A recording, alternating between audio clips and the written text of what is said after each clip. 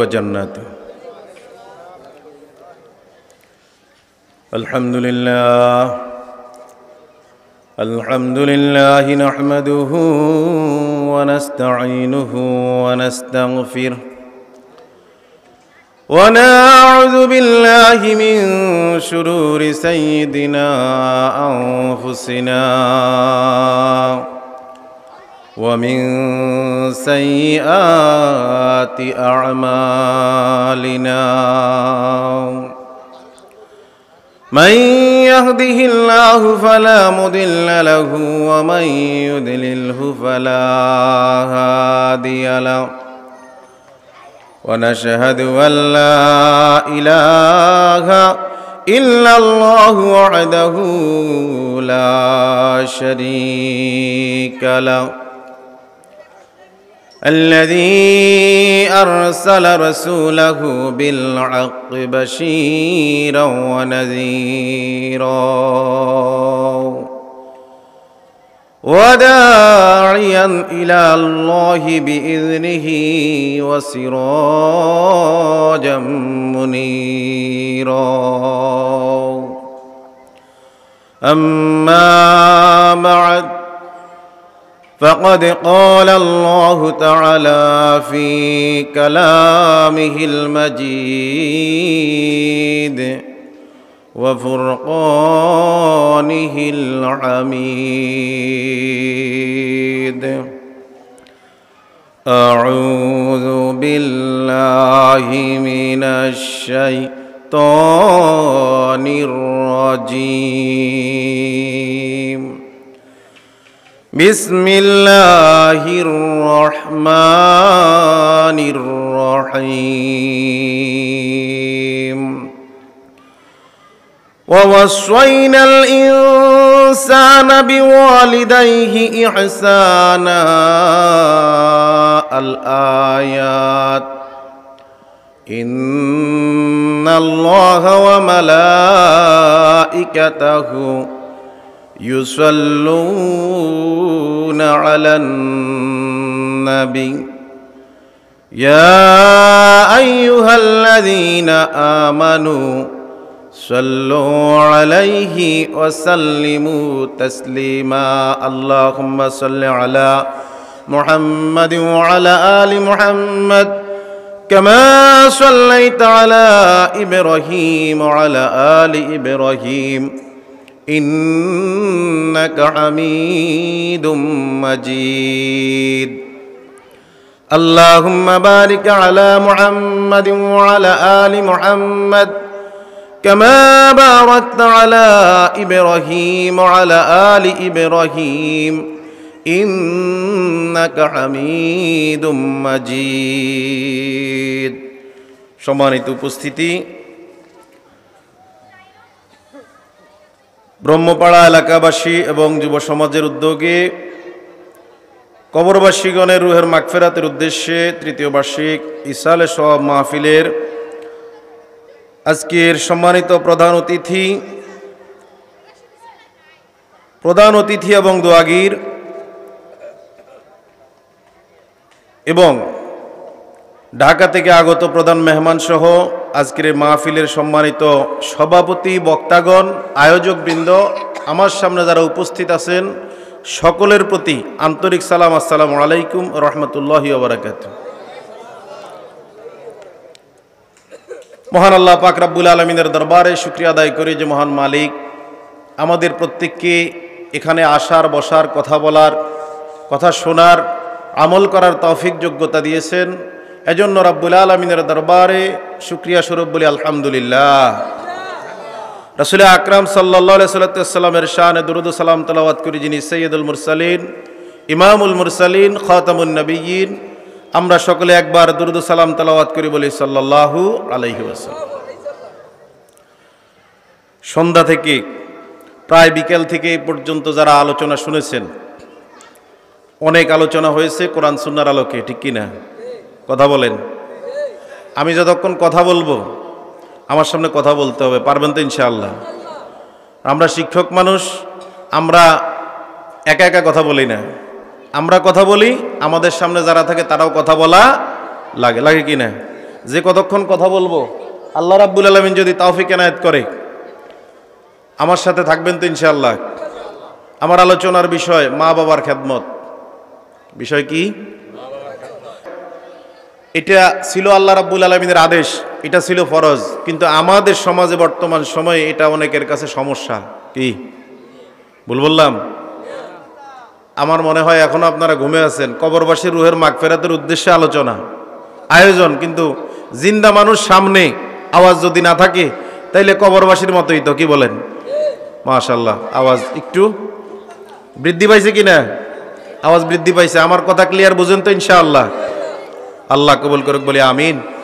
আল্লাহ রাব্বুল আলামিনের কাছে প্রার্থনা করি, আল্লাহ রাব্বুল আলামিন যতটুকু সময় আমাকে দিছে, সূরা আহকাফ আয়াত নাম্বার 15 থেকে শুরু, এখান থেকে কথা বলবো 18 নম্বর আয়াত পর্যন্ত রাব্বুল আলামিন যদি তৌফিক দেয় বলে আমিন।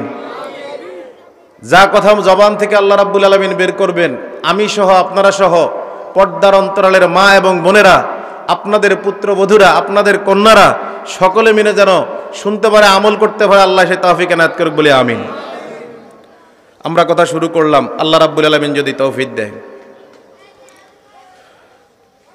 আমার বন্ধুগণ, আল্লাহ রাব্বুল আলামিন পবিত্র কোরআনের সূরা কাফের 15 নম্বর আয়াতে ঘোষণা দিলেন, ওয়া ওয়াসাইনাল ইনসানা বিওয়ালিদাইহি ইহসানা। আল্লাহ রাব্বুল আলামিন ঘোষণা দিলেন, আমি কঠোর নির্দেশ দিলাম, দুর্বল কোনো নির্দেশ না। নির্দেশ দিলাম এমনটিও না, জোরপূর্বক কঠোর নির্দেশ দিলাম। কি নির্দেশ দিলেন আল্লাহ রাব্বুল আলামিন? আল্লাহ ঘোষণা দিচ্ছেন, পিতামাতার খেদমত করার জন্য আমি আল্লাহ রাব্বুল আলামিন তোমাদেরকে কঠোর নির্দেশ দিছি। ভাইয়ার আমার, আপনাদের কাছে আমার প্রশ্ন, আল্লাহ রাব্বুল আলামিন যে নির্দেশ দিলেন এটা কি মানা ফরজ না নফল? কথা বলেন, ফরজ না নফল? এই আলোচনাটা আমাদের মধ্যে বৃদ্ধ যারা, তারা যা শুনেন এর চেয়ে বেশি শোনার দরকার ছিল যুবকদের। কথা বলেন ঠিক কিনা? আল্লাহ রাব্বুল আলামিন পবিত্র কোরআনে সূরা কাফের মধ্যে যেই ঘোষণা দিলেন, আমি আল্লাহ রাব্বুল আলামিন মানুষকে সিদ্ধান্ত দিলাম, কঠিন সিদ্ধান্ত, সে তার পিতামাতার হক আদায় করা লাগবে। আজকে বর্তমান সময়ে পিতামাতার হক আমরা কি জিনিস এটাই জানি না, আদায় করব তো পরে। ঠিক কিনা? হক কি সেটাই জানি না। কোনটা ফরজ, কোনটা নফল, কোনটা এখন, কোনটা পরে, সেটা আমরা জানি না। এর পেছনে, না জানার পেছনে প্রথম কারণ, আমাদের সন্তানগুলোকে আমরা মাদ্রাসায় পড়াই না। কথা বলেন, প্রথম কারণ কি? আমাদের সন্তানগুলোকে আমরা মাদ্রাসায় পড়াই না। এটা হলো প্রথম কারণ। যদি মাদ্রাসায় পড়াইতাম, কম বেশি কিছু কি শিখতো, জানতো, বুঝতো। কথা বলেন ঠিক কিনা? এবার দেখেন, আল্লাহ রাব্বুল আলামিন এত সুন্দর করে পিতামাতাকে আল্লাহর ইবাদতের পরে নিয়ে আসছেন, এতটুকু কাছে নিয়ে আসছেন। আল্লাহ আদেশ দিলেন, আগে আমার কথা শুনো, পরবর্তীতে তোমার পিতামাতার আনুগত্য করো, পিতামাতার কথা শুনো, খেদমত করো। সুবহানাল্লাহ। প্রিয় ভাইয়েরা, আল্লাহ রাব্বুল আলামিন ঘোষণা দিচ্ছেন সূরা নিসা আয়াত নাম্বার 36। কোন সূরা? কথা বলেন, কোন সূরা? সূরা নিসা আয়াত নাম্বার 36। আল্লাহ রাব্বুল আলামিন বলেন, ওয়া'বুদুল্লাহা ওয়া লা তুশরিকু বিহি শাইআন ওয়া বিল ওয়ালিদাইনি ইহসানা। ভাইরা আমার, আল্লাহ রাব্বুল আলামিন ঘোষণা দিলেন সূরা নিসা আয়াত নাম্বার 36, প্রথম কথাটি বললেন, ওয়া'বুদুল্লাহ, আমি আল্লাহ রাব্বুল আলামিনের ইবাদত করো। কি বলছে কথা? আমি আল্লাহ রাব্বুল আলামিনের ইবাদত করো। ওয়া লা তুশরিকু বিহি শাইআন, আমি আল্লাহ রাব্বুল আলামিনের সাথে কোনো ব্যক্তির, কোনো বস্তুর, কোনো কিছুর শিরক করা যাবে না। কয়টা আদেশ দিল? কথা বলেন, কয়টা? এক নাম্বার আদেশ, আমি আল্লাহর ইবাদত করো। 2 নাম্বার আদেশ দিল কি? আমি আল্লাহ রাব্বুল আলামিনের সাথে কোনো কিছুর শিরক করা যাবে। 3 নাম্বার কথা আল্লাহ রাব্বুল আলামিন বললেন, ওয়া বিল ওয়ালিদাইনি ইহসানা, তোমার পিতা মাতার সাথে তুমি উত্তম আচরণ করো। সুবহানাল্লাহ বলবো না? আল্লাহর ইবাদতের পরে আল্লাহ রাব্বুল আলামিন পিতামাতার খেদমত করার জন্য নির্দেশ দিলেন। আজকে আমরা পিতামাতার সাথে তর্ক করি, পিতামাতার সাথে ঝগড়া করি। জন্ম দিছেন তো কর্ম দেন নাই, আছে না এমন সন্তান নাকি নাই? এই দুনিয়ার জমিনে পিতামাতা আল্লাহ রাব্বুল আলামিন প্রদত্ত একটা নিয়ামত, যেই বান্দার পিতামাতা দুনিয়ার জমিনে নাই, যেই ব্যক্তির পিতামাতা দুনিয়ার জমিনে নাই, ওই ব্যক্তি জানে তার কত বড় নিয়ামত সে হারিয়ে ফেলছে। কথা বলেন ঠিক কিনা? আজকের আলোচনা থেকে বুঝতে পারবেন এই দুনিয়ার জমিনে কারো দোয়া কবুল হয় না, শুধুমাত্র দোয়া কবুল হয় গ্যারান্টি দিছে আল্লাহ রাসূল পিতামাতার। তো যেই ব্যক্তির পিতামাতা দুনিয়ার জমিনে নাই, ওই ব্যক্তির দোয়া কবুল করার একটি নেয়ামত নাই। কথা বলেন ঠিক কিনা? সময় একবারে অল্প, চেষ্টা করবে অল্প সময়ের মধ্যে মূল কিছু কথা বলার, সুর কম দিয়ে চেষ্টা করব। আল্লাহ রাব্বুল আলামিন যদি তৌফিক এনায়েত করে বলে আমিন। আমার বন্ধুগণ, আল্লাহ রাব্বুল আলামিন পবিত্র কোরআনের সূরা বনী ইসরাঈলের 23 এবং 24 নম্বর আয়াতে বলেন, ওয়া ক্বাদা রাব্বুকা আল্লা তা'বুদু ইল্লা ইয়্যাহু ওয়া বিল ওয়ালিদাইনি ইহসানা। আসনা নাই? পবিত্র কোরআনে আয়াত আছে না নাই? আল্লাহ রাব্বুল আলামিন নির্দেশ দিলেন, ওয়া ক্বাদা রাব্বুকা, তোমার রব তোমাকে আদেশ দিচ্ছে। এটা নির্দেশ, এটা মানা ফরজ, এটা দুনিয়ার কেউ তোমাকে কমান্ড করে নাই, কমান্ড করেছে স্বয়ং রব্বুল আলামিন। আল্লাহ আদেশ দিলেন, ওয়া ক্বাদা রাব্বুকা আল্লা তা'বুদু ইল্লা ইয়্যাহু, আমি আল্লাহ রাব্বুল আলামিন, এই আল্লাহ রাব্বুল আলামিনের ইবাদত করো, অন্য কারো ইবাদত করার কোনো সুযোগ আছে? নাই। ওয়া বিল ওয়ালিদাইনি ইহসানা, তোমার পিতামাতার সদাচরণ তুমি করো। একই আয়াতে আল্লাহ বললেন, ইম্মা ইয়াবলুগান্না ইনদাকাল কিবারা আহাদুহুমা আও কিলাহুমা, তোমার পিতামাতা যদি একজন বৃদ্ধ হয়ে যায় অথবা দুইজন যদি বৃদ্ধ হয়ে যায়, এই জন্য ওই ব্যক্তি জান্নাত পায় নাই। কথা বলেন, জান্নাত পায় নাই। এখন পিতামাতার খেদমত করব না ছাড়বো? কথা বলেন, করব না ছাড়বো? আমি মূল কথাগুলো বলি। আল্লাহ রাব্বুল আলামিনের পরে শুকরিয়া আদায় করার জন্য আমরা তো যে কোনো কাজে, যে কোনো কর্মে, যে কোনো খাওয়ায়, সব কিছুতে শুকরিয়া আদায় করি কার? কথা বলেন, কার? কিন্তু আল্লাহর পরে আল্লাহ বলছেন, আমার পরে আরেকজনের শুকরিয়া আদায় করো। তিনি কে? পিতামাতা। সূরা লুকমান আয়াত নাম্বার 14 একেবারে শেষের অংশ আল্লাহ রাব্বুল আলামিন বললেন, আনিশকুরলি ওয়া লিওয়ালিদাইকা ইলাইয়াল মাসির।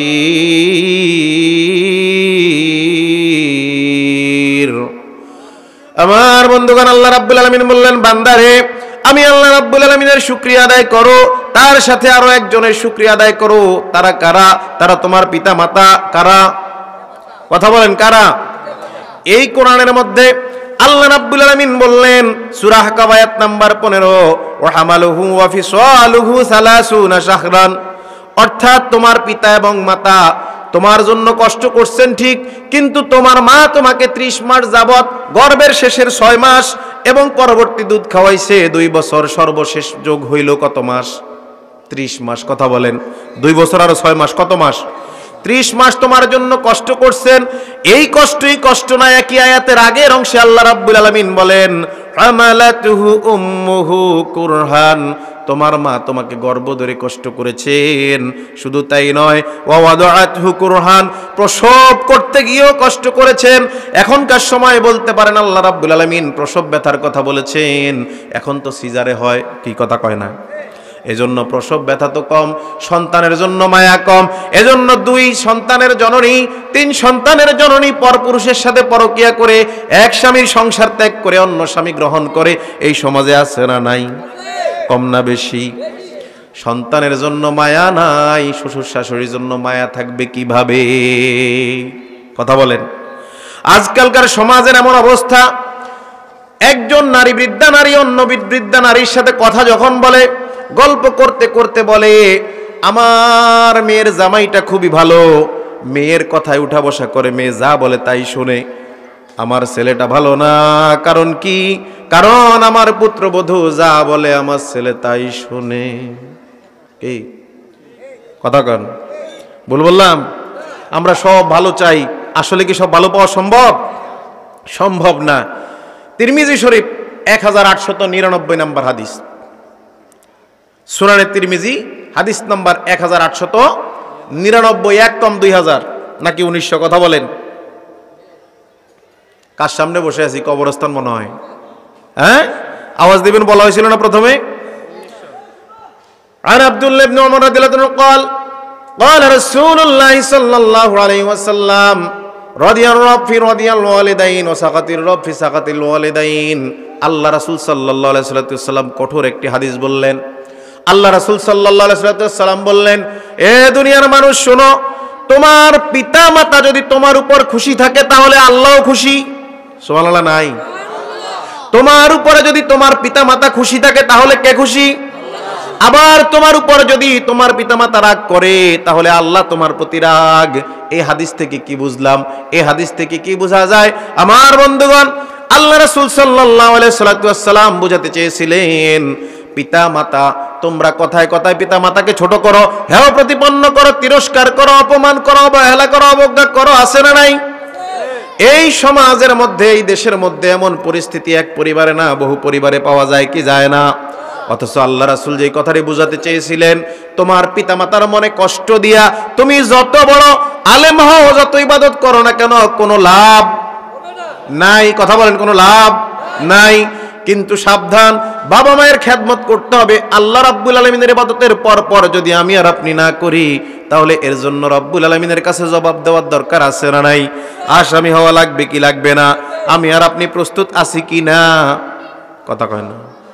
প্রস্তুত আছি? অনেকগুলো কথা বলার ছিল, সময়ের দিকে তাকিয়ে, ঘড়ির দিকে তাকিয়ে আমি কিন্তু কথা বলতেছি, এজন্য মূল কথাগুলো বলতেছি। আপনারা মজা পাবেন না, আমিও মজা পাইতেছি না। কথা বুঝেন? গুরুত্বপূর্ণ যে কথাগুলো বলা দরকার সেটাই বলবো। এবার দোয়া বদদোয়া কবুল হয় কার? আমরা এই সমাজে আলেম ওলামাদের দ্বারস্থ বেশি হই, ভালো লাগে, আলেম ওলামাদেরকে ভালোবাসবেন, এটা সুন্নাহ। কথা বলে না? কিন্তু আপনি যখন দোয়া করবেন আপনার পিতামাতার জন্য, এটা গ্যারান্টি আছে কবুল? সুবহানাল্লাহ নাই? আবার আপনার পিতামাতা যদি আপনার জন্য দোয়া করে সেটার গ্যারান্টি আছে? এই পৃথিবীতে সব আলেম এক জায়গায় করে যদি দোয়া করেন কোনো লাভ নাই, গ্যারান্টি নাই, দোয়া কবুল হতে পারে নাও। কিন্তু আপনি যদি আপনার পিতামাতার কবরের সামনে দাঁড়িয়ে আল্লাহর কাছে একবার বলেন, রব্বির আরহামহুমা কামা রব্বায়ানি সগীরা, ও মাবুদ আমার পিতামাতাকে তুমি মাফ করে দাও। আপনি যদি পিতামাতার কবরের সামনে দাঁড়িয়ে সূরা ফাতিহা পড়েন, কিছু না জানেন, শুধুমাত্র আল্লাহর কাছে বাংলায়ও বলেন আল্লাহ মাফ করে দাও, আল্লাহ রাসূল সাল্লাল্লাহু আলাইহি ওয়াসাল্লাম বোঝাতে চাইলেন তোমার দোয়া কবুল হয়ে যাবে। এখন আমরা কি সেটা করি? এত ব্যস্ত, এত ব্যস্ত, এত ব্যস্ত, পিতামাতার কবর জিয়ারত করার সময় এখন আমাদের? এমন মানুষ আছে এই দুনিয়ার জমিনে, আমরা আলেম ওলামা আমরা জানি, নিজে পিতামাতার কবরের কাছে দাঁড়ায় না, দাঁড়াইতে চায়ও না, সময়ও নাই। এলাকার আলেমের কাছে 500 টাকা 1000 টাকা হাদিয়া দিয়া দিছে, হুজুর একটু কবর জিয়ারত করে দিয়েন। কি ভাই, এটা তো বাস্তবতা। নিজে দাঁড়ানোর সময়ও, নিজে দাঁড়ান, দুইজন আলেম নিয়ে দাঁড়ান, অসুবিধা তো নাই। কিন্তু এত মানে নাফরমান আমরা, নিজেদের মায়ের বাবার কবরের সামনে দাঁড়াবো এই সময়টুকু, তা আমি যা করব এরপরে কি আমার সন্তানরাও কি কথা কন একই রকম? একই রকম না? আল্লাহ রাসূল সাল্লাল্লাহু আলাইহি ওয়াসাল্লাম বলেন, সুনান তিরমিজি হাদিস নাম্বার 1905, আন আবি হুরায়রা রাদিয়াল্লাহু তাআলা আনহু قال قال رسول الله صلى الله عليه وسلم, জলিলুল কদর সাহাবী, আল্লাহ রাসূলের প্রিয় সাহাবী হযরত আবু হুরায়রা রাদিয়াল্লাহু তাআলা আনহু বলেন, আল্লাহ রাসূল সাল্লাল্লাহু আলাইহি ওয়াসাল্লাম ইরশাদ করেন, সালাসু দাওয়াতিন মুস্তাবাজাতুন, 3 শ্রেণীর 3 ধরনের লোকের দোয়া কবুল হয়। কথা বলেন কয় ধরনের? কয় ধরনের? 1 নাম্বার মনে রাখবেন। কি মনে রাখতে পারবেন না? এখন বলবো, মনে রাখবেন। সালাসা দাওয়াতুন মুস্তাবাজাতুন লা শাক্কু ফিহিন্না, আল্লাহ রাসূল সাথে সাথে বললেন কোনো সন্দেহ নাই। তার মানে কি? সন্দেহ করারও সুযোগ, দোয়া কবুল হবেই হবে, গ্যারান্টি কে দিয়েছে রাসূল আকরাম সাল্লাল্লাহু আলাইহি ওয়াসাল্লাম। দাওয়াতুল মাজলুম, 1 নাম্বার বদদোয়া হচ্ছে আপনি যার উপরে জুলুম করছেন ওই ব্যক্তি যদি আল্লাহর কাছে প্রার্থনা করে, মুখ দিয়ে বলে নাই, হাত দিয়ে বলে নাই, তার অন্তরে ব্যথা পাইছে, দেখছে কে? আল্লাহ। বুঝছে কে? আল্লাহ। আপনার ব্যাপারে অ্যাকশন নিবে কে? আল্লাহ। আল্লাহ রাব্বুল আলামিন অ্যাকশন নিবে। বোঝা গেল কারো প্রতি যদি জুলুম করেন সে যতটাই অসহায় দুনিয়ার জমিনে হয়, আপনি প্রভাব বিস্তার করে, ক্ষমতা বিস্তার করে, আধিপত্য বিস্তার করে জুলুম করেছেন আরেকজনের প্রতি, সে আপনার এলাকার হোক, বাড়ির হোক, ঘরের হোক, আপনার সন্তান হোক, যেই হোক না কেন, ওই ব্যক্তির প্রতি জুলুম করছেন, দোয়া করলে আপনার বিপদ আছে না নাই? নাম্বার 2, ওয়াদাওয়াতুল মুসাফির। মুসাফির যেই ব্যক্তি সফর অবস্থায় আল্লাহর কাছে দোয়া করে, আল্লাহ রাব্বুল আলামিন ওই দোয়া কবুল করে নেয়। গ্যারান্টি দিছে কে? রাসূল আকরাম সাল্লাল্লাহু। গ্যারান্টি দিছে কি দেয় নাই? এখন আমরা তো মুসাফিরের কোনো কষ্ট দুঃখ বুঝি না। কেউ যদি এখানে এসে জিজ্ঞাসা করে, ভাই রামগঞ্জে যাবো কোন দিক দিয়া? কয় নাক বরাবর। কি কোন দিকে? নাক বরাবর। আছে না নাই? আছে। একটা লোক, মনে করেন আপনি বিয়ে বাড়িতে যাবেন, নতুন পোশাক পরছেন, একটু সাজগোজ করছেন, হঠাৎ করে একটা লোক যদি বলে যে ভাই আমার এই যে খেরের বস্তাটা, খেরের যে বোঝাটা, এটা আমার মাথায় তুলে দাও, আপনার যাইব মুড খারাপ। অথচ আপনি এই ব্যক্তির খেদমত করাও তো সওয়াবের কাজ। কথা বলেন ঠিক কিনা? আল্লাহ রাসূলের পরে বললেন, দাওয়াতুল মাজলুম ওয়া দাওয়াতুল মুসাফির ওয়া দাওয়াতুল ওয়ালাদি আলা ওয়ালাদিহি। পিতা মাতার দোয়া এবং বদদোয়া, বাবা মা যদি দোয়া করে কবুল, বাবা মা যদি বদদোয়া দেয় সেটাও।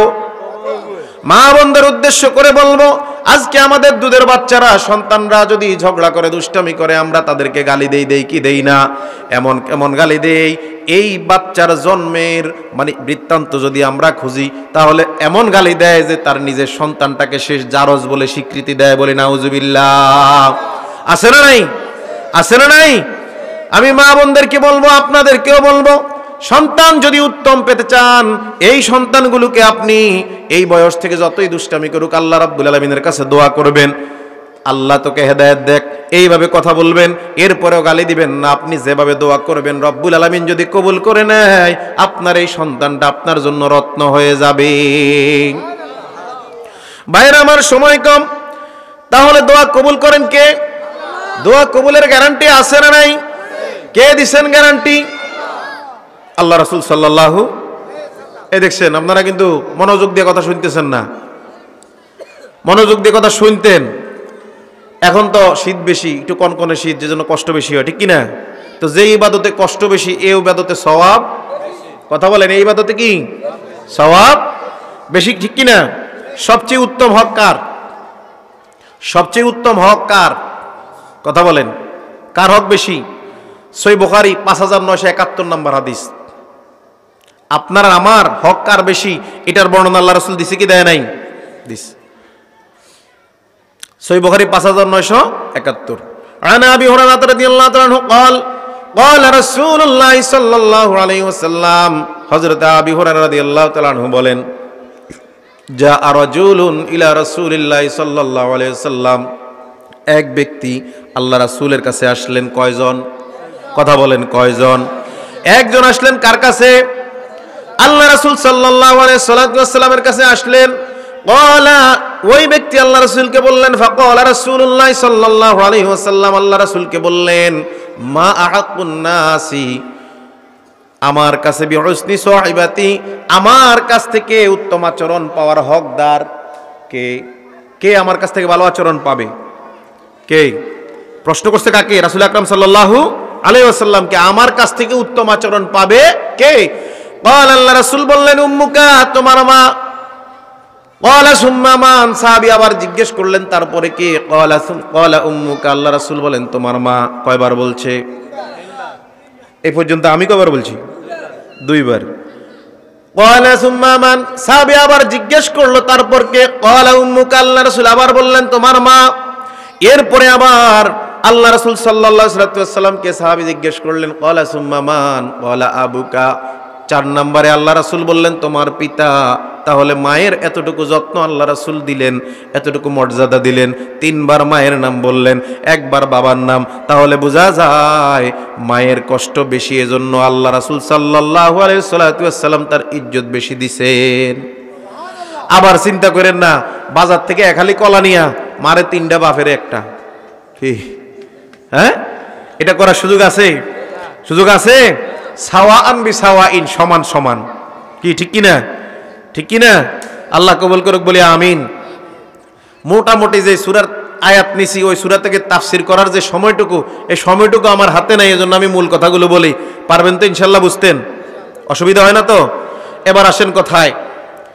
আমার আর আপনার মৃত্যুর পরে জান্নাতের চাহিদা, কারোই জাহান্নামের চাহিদা কথা কয় না। তো আল্লাহ কি এটা বুয়া বানাইছে? হ্যাঁ, নিষ্প্রয়োজনে বানাইছে? এর প্রয়োজন আছে না নাই? আমি আর আপনি জান্নাতে যেতে চাই, জাহান্নামে যেতে চাই না, কাজ তো জাহান্নামের করি। তো কাজ যেহেতু করি, ডাক্কাইয়া হইলেও কোথায় নিব? জাহান্নামে। কোন জায়গায়? কারণ কাজ তো সেটা, কথা বলে না, কাজ তো সেটা।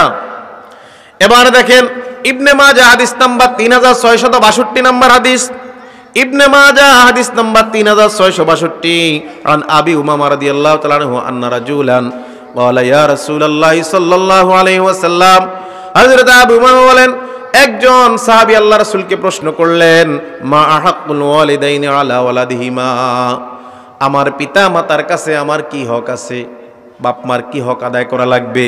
ক্বালা আল্লাহ রাসূল বললেন, হুমা জান্নাতুকা ওয়া নারুকা, তোমার পিতামাতা তোমার জন্য জান্নাত এবং তোমার জন্য জাহান্নাম। বাবা মায়ের খেদমত যদি করে পিতামাতার সন্তুষ্টি অর্জন করতে পারো, তোমার জন্য জান্নাত রেডি। সুবহানাল্লাহ নাই? আহারে, আমার দরকার ছিল 2 ঘন্টার, তো এই জায়গা হাসাইতাম, এই জায়গা কাঁদাইতাম। অথচ আল্লাহ রাসূল সাল্লাল্লাহু আলাইহি ওয়াসাল্লাম বললেন, তোমার পিতামাতা যদি খেদমত করতে পারো জান্নাত, খেদমত করতে না পারলে জাহান্নাম। ঠিক কি না? এখন পিতামাতার খেদমত করার দরকার আছে না নাই? যাদের পিতামাতা দুনিয়ার জমিনে বেঁচে নাই তাদের কিছু কাজ আছে না? সময় কম, এজন্য আমি মূল কথা বলতেছি। যাদের পিতামাতা দুনিয়ার জমিনে বেঁচে নাই মনে করেন, তাদের কিছু কাজ আছে না নাই? কি কাজ মনে করেন? 1 নাম্বার, কবর জিয়ারত করবেন। কি? নামাজ যতক্ষণ পড়বেন সেজদার মধ্যে আল্লাহর কাছে প্রার্থনা করবেন। মসজিদে গিয়ে আজান দিছে, একামাত এখনো হয় না, 2 রাকাত নামাজ সুন্নাত আগে পড়বেন, পড়ার পরে তাসবিহ তাহলিল পড়বেন, এর ভিতরে আল্লাহর কাছে মুনাজাত দিবেন, আল্লাহ আপনার পিতামাতার জন্য দোয়া করবেন। তাহলে কবর জিয়ারত করবেন, পিতামাতার জন্য মসজিদ মাদ্রাসায় পিতামাতার রুহের মাগফিরাতের জন্য দান করবেন। পারবেন কিনা ইনশাআল্লাহ? ঘুষের টাকা থেকে না, সুদের টাকা থেকে না, আরেকজনের সালান মারা টাকা থেকে না, হালাল টাকা থেকে। কথা কয় না? কারণ এই পৃথিবীতে এমন এক অবস্থা, একজন ব্যক্তি মনে করেন ঘুষের টাকা গণতেছে, কি করে গণতেছে, হঠাৎ করে একটা জাল নোট এর ভিতরে পাইছে, জাল নোটটা বাইর করে আর স্ত্রীর সাথে বলতেছে দেশটা দুর্নীতিতে ভরে গেছে। কি লইছে? কি হ্যাঁ লইছে? কি ঘুষের টাকা, আবার পাইছে জাল, এখন এটা বলতেছে কি দেশটা দুর্নীতিতে। হেতে কিন্তু দুর্নীতি করে নাই। হ্যাঁ, এটাই তো বাস্তবতা, ঠিক কিনা? এবার দেখেন, তাহলে বোঝা গেল হারাম থেকে কোনো কিছু পিতামাতার জন্য খরচ করার কোনো সুযোগ তো নাই। নিজের জন্য খরচ করার সুযোগ নাই, সন্তানাদির জন্য খরচ করার সুযোগ, তাহলে কোনো ইবাদত কবুল হবে না। আল্লাহ কবুল করুক বলে আমিন। এবার আসেন কথায়, আমরা যে এতক্ষণ আলোচনা করলাম, আলোচনা এখনো বাকি আছে অনেক। আমরা যেটু আলোচনা করলাম, আমার সাথে আমি দেখতে পাচ্ছি আপনাদের ঘুম আসতেছে, আমরা একটা সঙ্গীত গাইবো ইনশাআল্লাহ। পারবেন তো আমার সাথে গাইতেন? কথা কয় না, পারবেন কি না? আল্লাহ কবুল করুক বলে আমিন। সবাই শুরু করি তাহলে। মা বাবার কথা মতো যেজন চলে না, আল্লাহ নবীজির দয়া তারা পাবি না। হায়রে আল্লাহ নবীজির দয়া তারা পাবি না। মা বাবার কথা মতো যেজন চলে না, আল্লাহ নবীজির দয়া তারা পাবি না। হায়রে আল্লাহ নবীজির দয়া তারা পাবি না। মা বাবাকে দুঃখ দিলে নামাজ রোজা যায় বিফলে। মা বাবাকে দুঃখ দিলে নামাজ রোজা যায় বিফলে। মার কলিজায় আঘাত দিলে খোদা সহে না। মার কলিজায় আঘাত দিলে খোদা সহে না।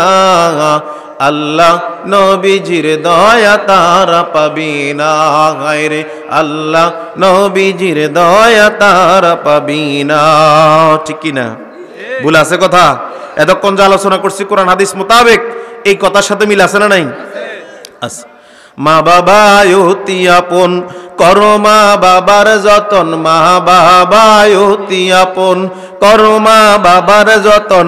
তিন কথার সাথী পায়া ভুইলা যাইও না, তিন কথার সাথী পায়া ভুইলা যাইও না, আল্লাহ নবীজির দয়া তারা পাবে না। হায়রে আল্লাহ নবীজির দয়া তারা পাবে না। এই সমাজে আছে না নাই? পুত্রবধূ নিজের পিতামাতার খেদমত যতটুকু করে শ্বশুর শাশুড়ির খেদমত ততটুকু, জামাই আবার ঠিক নিজের শ্বশুর শাশুড়ির যতটুকু খেদমত করে নিজের পিতামাতার এতটুকু খেদমত করে না। তাহলে এই জন্য বলছে তিন কথার সাথী পায় কি করে না ভুইলা যাইও। জান্নাত মায়ের পায়ের নিচে বলছে নবী হাদিসেতে, জান্নাত মায়ের পায়ের নিচে বলছে নবী হাদিসেতে, দয়াল নবীর কথা তোমার ভালো লাগে না, দয়াল নবীর কথা তোমার ভালো লাগে না, আল্লাহ নবীজির দয়া তারা পাবে না। হায়রে আল্লাহ নবীজির দয়া তারা। জান্নাতেরই ঠিকানা খুঁজে তুমি পাইলা না, জান্নাতেরই ঠিকানা খুঁজে তুমি পাইলা না, মা বাবার পায়ের নিচে খুঁজে দেখো না, মা বাবার পায়ের নিচে খুঁজে দেখো না, আল্লাহ নবীজির দয়া তারা পাবি না। হায়রে আল্লাহ নবীজির দয়া তারা পাবি না। আল্লাহ রাসূল ডাইকা বলে মা বাবার দোয়া পেলে, আল্লাহ রাসূল ডাইকা বলে মা বাবার দোয়া পেলে, দুঃখ কষ্ট যাবে চলে কিছুই রবে না, দুঃখ কষ্ট যাবে চলে কিছুই রবে না, আল্লাহ হায়রে আল্লাহ নবীজির দয়া তারা পাবি না। মা বাবার কথা মতো যে জন চলে না, আল্লাহ নবীজির দয়া তারা পাবি না।